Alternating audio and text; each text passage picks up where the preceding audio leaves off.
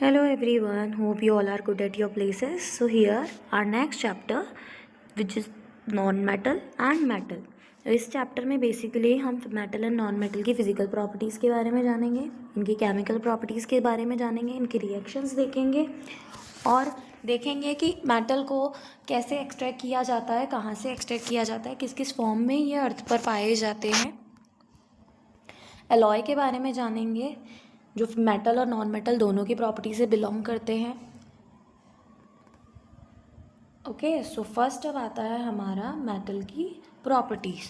तो बेसिकली जो मेटल होते हैं उनकी फिजिकल प्रॉपर्टी में फर्स्ट प्रॉपर्टी हमारे पास आती है हार्डनेस। तो जो मेटल होते हैं वो जनरली हार्ड होते हैं, बट सोडियम और पोटेशियम ऐसे दो मेटल है जो मेटल होने के बावजूद भी इजीली कट हो सकते हैं नाइफ से। ओके, ये सॉफ्ट होते हैं, ये बाइग्रसली रिएक्ट करते हैं एनवायरनमेंट के कांटेक्ट में आने पर। मींस ये ऑक्सीजन एंड वाटर की प्रेजेंस में बहुत बाइग्रसली रिएक्ट करते हैं, एक्सप्लोसिव रिएक्शन होती है, तो इसीलिए इसे केरोसिन में डाल करके रखा जाता है ताकि इनका कांटेक्ट मॉइस्चर से हटाया जा सके। नेक्स्ट चीज़ आती है लस्चरस। लस्चरस का मतलब होता है शाइनी सरफेस। तो जो मेटल्स होते हैं उनकी यूजुअली शाइनी सरफेस होती है, इसीलिए इन्हें लस्चरस बोला जाता है। नेक्स्ट आता है स्टेट। तो स्टेट का क्या फंडा है? स्टेट मतलब हमने 9th क्लास में पढ़ा था कि जो मैटर होता है वो 3 स्टेट में पाया जाता है, सॉलिड, लिक्विड एंड गैस। तो जो हमारे मेटल होते हैं वो सॉलिड होते हैं, लेकिन मरकरी एक एक्सेप्शन है जो कि रूम टेम्परेचर पर यानी कि नॉर्मली लिक्विड फॉर्म में पाया जाता है। ओके, नेक्स्ट आता है हमारा मेलिएबिलिटी। मेलिएबिलिटी का मतलब क्या? मेलिएबिलिटी का मतलब है कि हम मेटल को बीट करके पतली से पतली शीट में भी कन्वर्ट कर सकते हैं। तो यूजुअली आपको पता है घर पे गोल्ड एंड फॉइल की पतली से पतली शीट आती है, पतली से पतली शीट मिठाई पर भी लगाई जाती है। ओके, तो मेटल कैसे होते हैं? मेलिएबल होते हैं। सबसे ज़्यादा मेलिएबल कौन होता है? गोल्ड एंड सिल्वर, इनकी पतली से पतली शीट बनाई जा सकती है। ओके, एल्यूमिनियम भी फॉइल पेपर में आता है। तो मीन्स मेटल जो होते हैं वो मेलिएबल होते हैं, इनको शीट्स में कन्वर्ट किया जा सकता है। नेक्स्ट आता है डक्टिलिटी। डक्टिलिटी का मतलब है कि पतले से पतले वायर्स में कन्वर्ट किया जा सकता है। ओके, तो जितने भी वायर्स आते हैं वो सब मेटल के ही बने होते हैं क्योंकि मेटल डक्टाइल होते हैं। नेक्स्ट प्रॉपर्टी है ऑक्साइड्स। ऑलरेडी हमने सेकंड चैप्टर में बात कर ली थी कि जो मेटल ऑक्साइड्स होते हैं वो नेचर में कैसे होते हैं? बेसिक होते हैं। ओके, नेक्स्ट आता है हमारा हीट एंड इलेक्ट्रिसिटी के कंडक्टर। तो हीट और इलेक्ट्रिसिटी के ये गुड कंडक्टर होते हैं। ओके, नेक्स्ट आता है कि सबसे बेस्ट कंडक्टर कौन सा होता है? तो जो कॉपर एंड सिल्वर है वो सबसे बेस्ट कंडक्टर होते हैं हीट एंड इलेक्ट्रिसिटी के, बट एक्सेप्शन कौन है? एक्सेप्शन है मरकरी। मरकरी को Hg से रिप्रेजेंट किया जाता है। Hg क्या है? पुअर कंडक्टर है।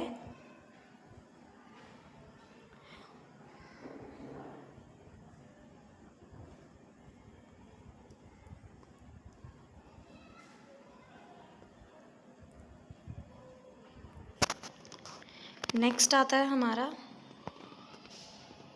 Density and melting point. तो मेटल्स की high density and high melting point होता है, but except sodium and potassium. Sodium and potassium का मेल्टिंग पॉइंट एंड डेंसिटी उनकी हाई नहीं होती है। नेक्स्ट प्रॉपर्टी आती है हमारी सोनोरस। सोनोरस का मतलब है जैसे स्ट्राइक करते हैं तो साउंड की आवाज़ आती है तो नहीं आती है। तो जो मेटल होते हैं उनको जब स्ट्राइक किया जाता है तो मेटल की हार्ड सरफेस होने के कारण से आवाज़ आती है। तो मीन्स मेटल कैसे हमारे सोनोरस है। नेक्स्ट आती है अब हमारी प्रॉपर्टीज़ नॉन मेटल की। First hardness. तो जो नॉन मेटल होते हैं वो जनरली सॉफ्ट होते हैं, but except diamond non metal होने के बावजूद भी क्योंकि ये कार्बन का एलोट्रॉप है तो ये कैसा होता है? डायमंड की 3D स्ट्रक्चर होती है और हार्डेस्ट फॉर्म होता है जो कि नेचुरली पाया जाता है। ठीक है, नेक्स्ट आता है लस्चरस। तो जो नॉन मेटल होते हैं उनकी कोई शाइनी सरफेस नहीं होती है, इसीलिए इनको नॉन लस्चरस बोला जाता है, बट आयोडीन एक्सेप्शन है, आयोडीन लस्चरस होता है। नेक्स्ट आता है स्टेट। तो जो नॉर्मली सभी नॉन मेटल सॉलिड ही होते हैं, बट जो ब्रोमीन है वो लिक्विड फॉर्म में पाया जाता है। ये एक्सेप्शन अच्छे से ध्यान रखना। नेक्स्ट आता है मेलिएबिलिटी, तो नॉन मेटल नॉन मेलिएबल होते हैं। डक्टिलिटी, नॉन डक्टाइल होते हैं ये। Oxides, already we have studied that non metal are acidic in nature. Okay, next आता है conductor of heat and electricity, तो ये पुअर कंडक्टर होते हैं एक्सेप्ट ग्रेफाइट। जो ग्रेफाइट है वो अच्छा कंडक्टर होता है किसका, इलेक्ट्रिसिटी का। ठीक है, नेक्स्ट आता है density and melting point. Normally जो नॉन ऑक्साइड्स नॉन मेटल होते हैं उनकी low density and low melting point होता है। सोनोरस, इनको अगर बजाओगे तो ये टूट जाएंगे, तो ये कैसे होते हैं, नॉन सोनोरस होते हैं। नेक्स्ट आता है chemical properties of metal and non metal. Physical properties complete हो चुकी है। टोटल हमने 9 प्रॉपर्टीज़ पढ़ी फिजिकल प्रॉपर्टीज़ में, जिसमें कुछ एक्सेप्शन भी थे, उनको ध्यान रखना है। अब आती है बात हमारे मेटल एंड नॉन मेटल की chemical properties which is reactions इनकी। तो फर्स्ट मेटल की रिएक्शन देखेंगे हम एयर के साथ में, कि एयर के साथ में जब मेटल रिएक्ट करता है, तो एयर मतलब कि ऑक्सीजन, तो जब मेटल ऑक्सीजन के साथ रिएक्ट करता है तो मेटल ऑक्साइड फॉर्म करता है। ये जो मेटल ऑक्साइड है, और एग्जाम्पल से देखते हैं कि जब कॉपर ऑक्सीजन के साथ रिएक्ट करता है तो क्या बनाता है, कॉपर ऑक्साइड बनाता है। इसी तरीके से जब एल्यूमिनियम ऑक्सीजन के साथ रिएक्ट करता है तो Al2O3 बनाता है, aluminium oxide and copper oxide. Okay, next इसमें एक्सेप्शन क्या है, जो सोडियम और पोटेशियम होते हैं वो बहुत वाइग्रसली रिएक्ट करते हैं, फायर कैच कर लेते हैं, इसीलिए उन्हें केरोसिन ऑयल में रखा जाता है। ऑलरेडी अभी हमने बात कर ली थी। ठीक है, एट ऑर्डिनरी या रूम टेम्परेचर पे जो सरफेस होती है मैग्नीशियम की, एल्यूमिनियम की, लेड की, जिंक की, इनको एक थिन लेयर ऑफ ऑक्साइड से कवर्ड रहती है ये, जिससे कि इनका ऑक्सीडेशन बचाया जा सके। मतलब हम कह सकते हैं कि इनको ऑक्सीडेशन से बचाने के लिए इनके ऊपर एक पतली लेयर लगा दी जाती है, बिछा दी जाती है, किसकी, ऑक्साइड्स की।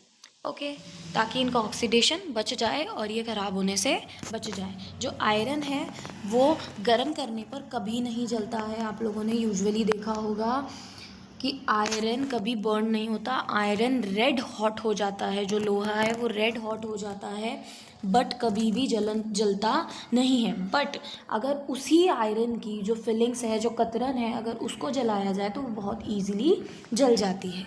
ओके, नेक्स्ट आता है हमारा एम्फोटेरिक ऑक्साइड। कौन से होता है, एम्फोटेरिक। बेटा ये जो एम्फो वर्ड है, एम्फी जो वर्ड आता है या एम्फो जो वर्ड आता है वो आता है जब एक ही चीज़ में 2 तरीके की प्रॉपर्टी पाई जाए। तो एम्फोटेरिक ऑक्साइड का मतलब है कि ऐसे मेटल ऑक्साइड जो कि एसिड एंड बेस दोनों से रिएक्ट करते हैं, उन्हें हम क्या कहते हैं, एम्फोटेरिक ऑक्साइड कहते हैं। जब ये एसिड और बेस, मेटल ऑक्साइड जब एसिड और बेस दोनों से रिएक्ट करते हैं तो क्या प्रोड्यूस करते हैं, ये प्रोड्यूस करते हैं salt and water. Okay, for example जब aluminium oxide acid which is hydrochloric acid से रिएक्ट करता है तो क्या बनाता है, वो बनाता है AlCl3 एंड वाटर साथ में रिलीज़ होता है। नेक्स्ट आता है जब हमारा aluminium oxide base which is NaOH से रिएक्ट करता है, देन वो क्या फॉर्म करता है, सोडियम एल्यूमिनेट फॉर्म करता है, जो कि सॉल्ट है, और साथ में क्या रिलीज़ होता है, वाटर। मीन्स हमारा जो एल्यूमिनियम ऑक्साइड है वो क्या है, एक तरीके से एम्फोटेरिक ऑक्साइड है which is react with both acid and base. Okay, तो यहाँ पर ऑक्सीजन की रिएक्शन समझ में आई कि जब हमारा मेटल ऑक्सीजन से रिएक्ट करता है तो क्या फॉर्म करता है, मेटल ऑक्साइड। ओके, नेक्स्ट आता है हमारा मेटल की वाटर के साथ रिएक्शन। जब मेटल वाटर के साथ रिएक्ट करता है तो क्या फॉर्म करता है, मेटल ऑक्साइड तो बनेगा, बट साथ में हाइड्रोजन गैस भी रिलीज़ होगी। मीन्स अभी ऑक्सीजन वाले में हमने देखा कि मेटल ऑक्साइड ही फॉर्म होता है, बट अभी हम देख रहे हैं कि जब वाटर के साथ रिएक्ट करता है तो जो हाइड्रोजन गैस है वो भी इवॉल्व होती है। भाई नॉर्मल है ना, वाटर मतलब कि H2O, तो अगर ऑक्सीजन ने हमारे मेटल के साथ में रिएक्ट कर दिया तो ऑब्वियस ही चीज़ है हमारा हाइड्रोजन बचा कि नहीं बचा, तो ये हाइड्रोजन गैस इवॉल्व होती है अलग से। ओके, अब मेटल की रिएक्शन तो देख ली, लेकिन जब मेटल ऑक्साइड वाटर के साथ रिएक्ट करता है तो क्या फॉर्म होता है, तो जब मेटल ऑक्साइड वाटर के साथ रिएक्ट करता है तो मेटल हाइड्रोक्साइड बनता है। Hydroxide and oxide are 2 different things. Oxide मतलब कि ऑक्सीजन जुड़ेगी, हाइड्रोक्साइड मतलब कि OH। क्लियर है, हाइड्रोक्साइड मतलब OH। ओके, बट यहाँ पर चीज़ आती है कि हमारे सारे मेटल वाटर के साथ रिएक्ट नहीं करते। भैया यहाँ पे वाटर का मतलब है कि नॉर्मल वाटर के साथ सारे मेटल्स रिएक्ट नहीं करते। अलग अलग मेटल की अलग अलग टाइप की प्रॉपर्टीज़ होती है और उस क्राइटेरिया, उस प्रॉपर्टी के हिसाब से वो पानी से रिएक्ट करते हैं। कुछ मेटल्स कोल्ड वाटर से रिएक्ट करते हैं, कुछ हॉट से, और कुछ स्टीम से करते हैं, और कुछ रिएक्शन करते ही नहीं हैं। ओके, तो अब हम देखते हैं प्रॉपर्टीज़ की कौन सा मेटल कौन से पानी के साथ में रिएक्ट करता है। तो देखो, फर्स्ट हमारा आता है कि जो हमारा सोडियम, पोटेशियम एंड कैल्शियम है, ये कोल्ड वाटर के साथ रिएक्ट करते हैं। Okay, sodium, potassium and calcium react with cold water. Aluminium, iron and zinc ये किससे रिएक्ट करते हैं? स्टीम से रिएक्ट करते हैं। स्टीम मतलब कि water vapour. Okay, hot water से कौन रिएक्ट करता है? मैग्नीशियम करता है हॉट वाटर से रिएक्ट। कौन से मेटल ऐसे हैं जो रिएक्ट ही नहीं करते हैं पानी से? तो जो copper, argentum which is silver, aurum which is gold and PB मतलब लेड, ये चारों ऐसे मेटल है जो पानी के साथ रिएक्ट ही नहीं करते हैं। आप खुद ही सोचिए, अगर ये पानी के साथ रिएक्ट करते तो क्या हम हमारे किचन में, ज्वेलरी बनाने में इन सब मेटल्स का यूज़ करते? नहीं करते। तो ये मेटल्स पानी के साथ कोई रिएक्शन नहीं देते। अब कुछ दो ऐसे मेटल होते हैं जो कि क्या करते हैं, पानी में अगर उनकी रिएक्शन कराई जाए तो वो पानी में फ्लोट करते हैं, जैसे कि कैल्शियम एंड मैग्नीशियम। ये जब इनकी रिएक्शन करवाई जाती है पानी के साथ में तो ये क्या करते हैं, ये फ्लोट करते हैं पानी के साथ में। ओके, अब क्वेश्चन ये अराइज होता है कि ये पानी के साथ में फ्लोट क्यों करते हैं? तो भैया जब इनकी वाटर के साथ में रिएक्शन होती है ना, तो वाटर की रिएक्शन होने के साथ में हीट साथ में इवॉल्व होती है, लेकिन वो हीट इतनी ज़्यादा सफिशिएंट नहीं होती है कि वो हाइड्रोजन को फायर कैच करवा सके। ठीक है, मतलब हाइड्रोजन गैस जब रिलीज़ होगी मेटल के साथ में, अभी अपन ने देखा कि जब मेटल के साथ वाटर रिएक्ट करता है तो मेटल ऑक्साइड तो बनेगा ही, साथ में क्या इवॉल्व होगी, हाइड्रोजन गैस इवॉल्व होगी। बट जब कैल्शियम मैग्नीशियम रिएक्ट करते हैं तो इन दोनों चीज़ के साथ में, मतलब हमारा metal oxide and hydrogen gas evolve के साथ में हीट एनर्जी भी रिलीज़ होती है। अब वो हीट एनर्जी इतनी ज़्यादा नहीं रिलीज़ होती है कि हाइड्रोजन को क्या करवा सके, फायर कैच करवा सके।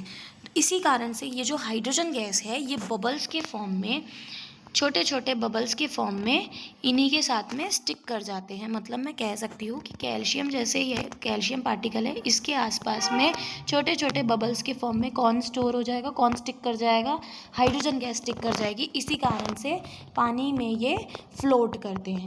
ओके, क्लियर हुआ कि हाइड्रोजन गैस के कारण से ही हाइड्रोजन गैस इनके सरफेस पर स्टिक हो जाती है, इसी कारण से ये क्या करते हैं, फ्लोट करते हैं। अब आती है रिएक्शन। तो देखो, पोटेशियम जब वाटर से रिएक्ट करेगा तो हमारा क्या बनेगा, पोटेशियम हाइड्रोक्साइड बनेगा, हाइड्रोजन गैस इवॉल्व होगी एंड साथ में एनर्जी रिलीज़ होगी। बताया ना, सोडियम एंड पोटेशियम वाइग्रसली रिएक्ट करते हैं तो एनर्जी साथ में रिलीज़ होगी, और ये एनर्जी इतनी ज़्यादा स्ट्रॉन्ग होगी कि ये हाइड्रोजन गैस के साथ मिल करके क्या कर देगी, फायर कैच करवा देगी। ओके, जिसके कारण से फायर लग जाएगी। नेक्स्ट आता है कि कैल्शियम जब रिएक्ट करता है वाटर के साथ में तो क्या इवॉल्व होती है, calcium hydroxide and hydrogen gas, साथ में एनर्जी भी रिलीज़ होती है। बट ये जो एनर्जी होती है लेस वॉयलेंट होती है, मतलब कि कम रिलीज़ होती है। अभी हमने कारण पढ़ा, कम रिलीज़ होने के कारण से हाइड्रोजन गैस के साथ में ये कोई फ्यूल का काम नहीं करती है, एंड फ्यूल का काम नहीं करने के कारण से हाइड्रोजन गैस किससे चिपक जाती है, ये जो हमारे पास बना है इससे स्टिक हो जाती है, इस कारण से ये फ्लोट करते हैं। ओके, नेक्स्ट आता है हमारा एल्यूमिनियम। जब एल्यूमिनियम एंड आयरन रिएक्ट करते हैं वाटर के साथ में तो क्या बनता है, इनके ऑक्साइड्स बनते हैं, साथ में हाइड्रोजन गैस इवॉल्व होती है। तो अभी मैटर समझ में आया कि जब हमारा मेटल वाटर के साथ रिएक्ट करता है तो कितनी अलग अलग वेरी करती है अलग अलग मेटल के साथ में रिएक्शंस। ओके, नेक्स्ट आता है हमारा कि जब मेटल एसिड के साथ में यानी डाइल्यूट एसिड के साथ में रिएक्ट करता है तो क्या फॉर्म होता है। तो जब मेटल हमारा डाइल्यूट एसिड के साथ में रिएक्ट करता है, रिएक्शन देता है, तो सॉल्ट फॉर्म होता है, except copper, argentum and aluminium. मतलब कि ये तीनों ऐसे मेटल है जो कि क्या नहीं करते, ये रिएक्ट नहीं करते डाइल्यूट एसिड के साथ में। अब यहाँ पर एक और एक्सेप्शन आता है कि जब मेटल की नाइट्रिक एसिड के साथ हम रिएक्शन करवाते हैं तो सॉल्ट तो फॉर्म होता ही है, लेकिन सॉल्ट जो फॉर्म होता है उसमें एक एक्सेप्शन है, किसका? नाइट्रिक एसिड क्या होता है? स्ट्रॉन्ग ऑक्सीडाइजिंग एजेंट होता है। स्ट्रॉन्ग ऑक्सीडाइजिंग एजेंट होने के कारण से ये जो हाइड्रोजन गैस साथ में इवॉल्व होगी उसको क्या कर देगा? ऑक्सीडाइज कर देगा और खुद क्या हो जाएगा? रिड्यूस हो जाएगा किसके अंदर? नाइट्रोजन ऑक्साइड के अंदर। ठीक है, मतलब कि जब मेटल नाइट्रिक एसिड के साथ रिएक्ट करेगा तो सॉल्ट एंड साथ में क्या रिलीज़ होगी? हाइड्रोजन गैस रिलीज़ होगी। बट ये जो हाइड्रोजन गैस बन रही है ये किस में कन्वर्ट हो जाएगी? ये कन्वर्ट हो जाएगी, ये तो खुद ऑक्सीडाइज हो जाएगी। ठीक है, और जो नाइट्रिक एसिड है वो किस में कन्वर्ट हो जाएगा? नाइट्रोजन ऑक्साइड में रिड्यूस हो जाएगा। ओके, अब आती है नेक्स्ट हमारी चीज़ कि रिएक्टिविटी क्या है मेटल्स की। मतलब ये जो हमने ऊपर रिएक्शन हम देख रहे हैं मैग्नीशियम की, एल्यूमिनियम की एंड जिंक की, तीनों में क्या फॉर्म हो रहा है? तीनों में सॉल्ट बन रहा है एंड हाइड्रोजन गैस इवॉल्व हो रही है। बट अगर हमसे पूछा जाए कि इन तीनों मेटल में से सबसे स्ट्रॉन्ग रिएक्शन, सबसे फास्ट रिएक्शन किसकी होगी, सबसे ज़्यादा रिएक्टिविटी किसकी होगी, तो हम कैसे बताएंगे? तो हम बताएंगे रिएक्टिविटी ऑर्डर से। सभी मेटल्स का एक रिएक्टिविटी ऑर्डर होता है, उस रिएक्टिविटी के हिसाब से सबसे स्ट्रॉन्ग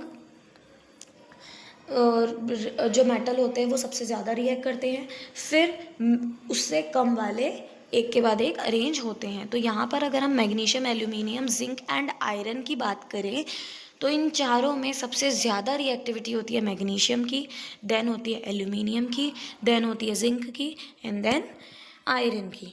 ओके, नेक्स्ट आता है अब हमारी रिएक्शन बाकी के सॉल्ट सोल्यूशन के साथ में। तो जब मेटल, देखो सॉल्ट सोल्यूशन में क्या होता है कि एक तो होगा मेटल। अब जो सॉल्ट सोल्यूशन हमने बनाया है वो सॉल्ट सोल्यूशन भी तो मेटल एंड नॉन मेटल को मिक्स करके ही बना होगा, ऑब्वियस है। तो यहाँ पर जो मेटल हमने लिया है, सपोज उसको हमने बी नाम दिया, मतलब हमने जो मेटल लिया है वो ए, और जो हमने सॉल्ट सोल्यूशन में मेटल लिया है वो बी। जब ये रिएक्ट करते हैं तो हमारा फॉर्म क्या होगा? वही सॉल्ट सोल्यूशन बनेगा एक तो, और एक क्या बनेगा? मेटल। तो यहाँ पर अब रिएक्शन के बाद में जो सॉल्ट सोल्यूशन बनेगा वो किसका बनेगा? वो बनेगा मेटल ए का, और जो मेटल इवॉल्व होगा वो कौन सा होगा? बी। मतलब हम एक तरीके से इस रिएक्शन को क्या कह सकते हैं? डबल डिस्प्लेसमेंट कह सकते हैं कि नहीं कह सकते? डबल डिस्प्लेसमेंट रिएक्शन हो गई ना ये। डबल डिस्प्लेसमेंट में हमने क्या किया था? बेसिकली हमने दो सोल्यूशन लिए थे, डबल डिस्प्लेसमेंट नहीं, डिस्प्लेसमेंट रिएक्शन। हमने क्या कहा था डिस्प्लेसमेंट रिएक्शन में कि एक तो होगा हमारे पास में एलिमेंट और एक होगा हमारे पास में सॉल्यूशन।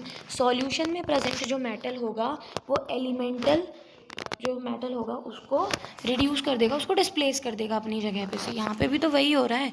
सॉल्ट सोल्यूशन में प्रेजेंट जो हमारा मेटल है वो किसको डिस्प्लेस कर रहा है? हमारे मेटल को।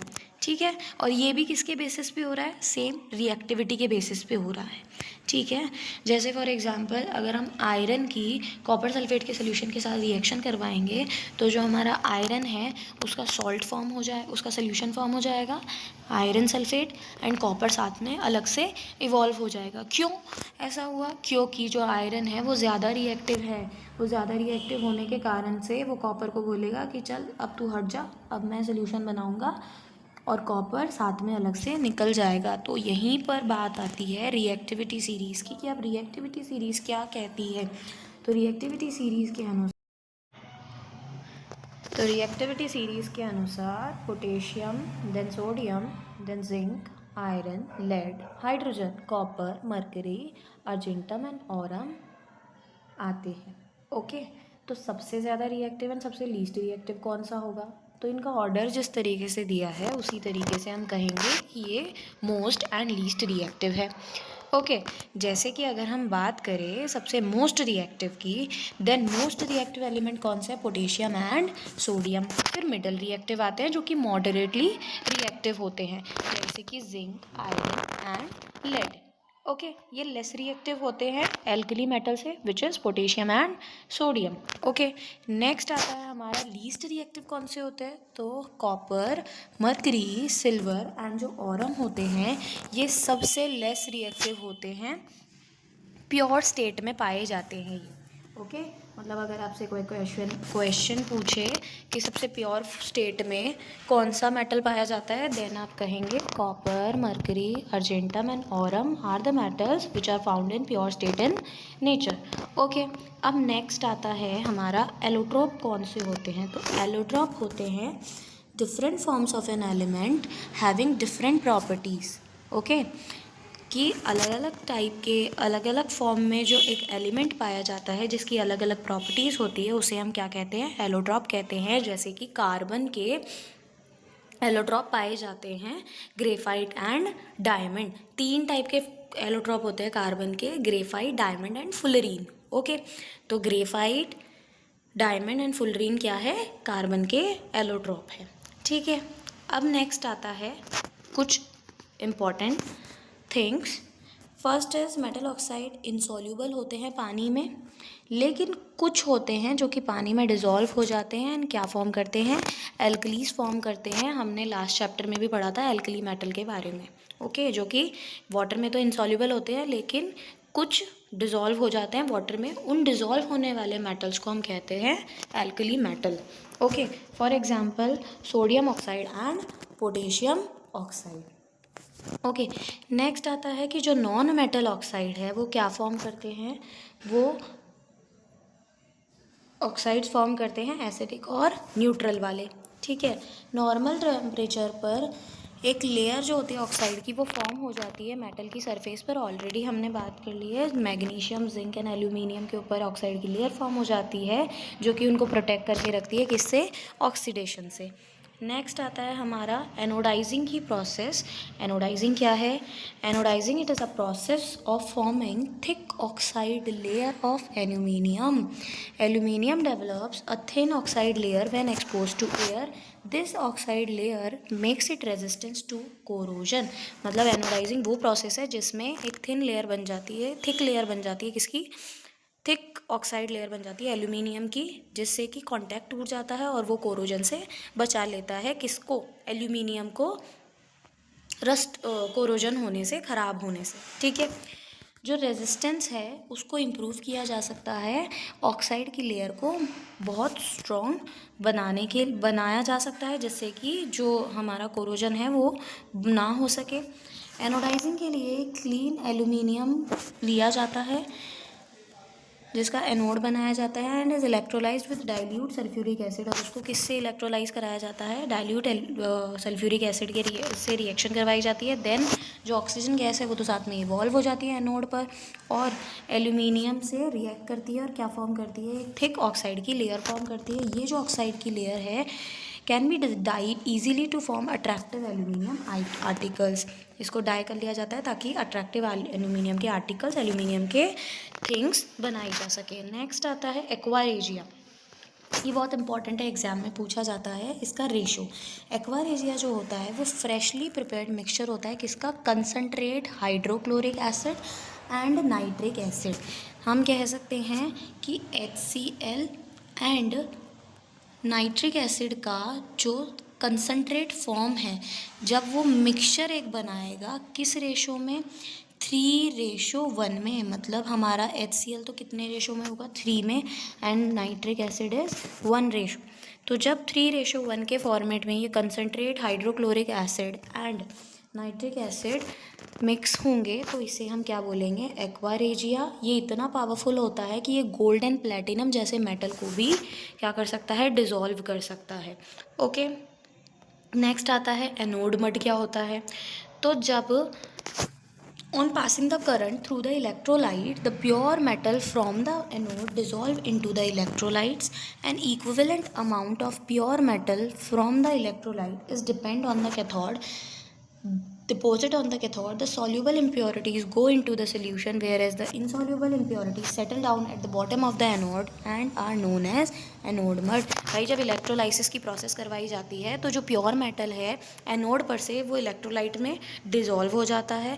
एक इक्विवेलेंट अमाउंट में जो प्योर मेटल है इलेक्ट्रोलाइट से वो कहाँ पर डिपॉजिट हो जाता है, वो कैथोड पर चले जाता है, जबकि जो सॉल्यूबल इम्प्योरिटीज़ है वो सोल्यूशन में मिक्स हो जाती है और जो इनसॉल्यूबल प्रॉपर्टीज़ होती है वो कहाँ पर चले जाती है, एनोड के बॉटम पे स्टोर हो जाती है। और एनोड के बॉटम पे स्टोर जो ये इनसॉल्युबल प्रॉपर्टीज़ होती है, इम्प्योरिटीज़ होती है, इसे ही क्या कहा जाता है, एनोड मड। बेसिकली इलेक्ट्रोलाइसिस के दौरान जो इनसॉल्युबल इम्प्योरिटी एनोड के बॉटम पर स्टोर हो जाती है उसे हम क्या कहते हैं, एनोड मड कहते हैं।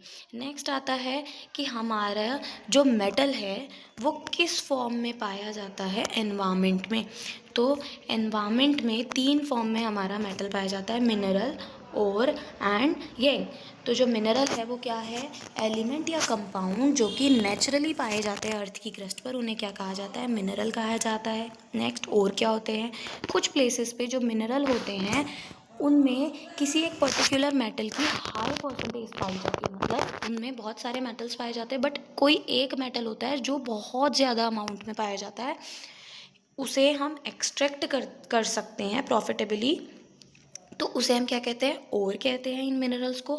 फॉर एग्जांपल सिनेबार पाया जाता है जो कि क्या है, मरकरी का ओर है। सिनेबार का फॉर्मूला क्या है, HgS। हेमेटाइट पाया जाता है, आयरन का ओर। कॉपर पायराइड पाया जाता है, कॉपर का ओर। ठीक है, नेक्स्ट आता है गैंग। क्या होता है, तो जो इम्प्योरिटीज़ जैसे कि सैंड, सॉइल एंड ग्रेवल, ये सब जो प्रेजेंट होती है ओर में, उसे हम क्या कहते हैं, गैंग कहते हैं। बेसिकली ये इम्प्योरिटीज़ ही होती है। तो ये तीनों फॉर्म में हमारा क्या पाया जाता है, मेटल पाया जाता है।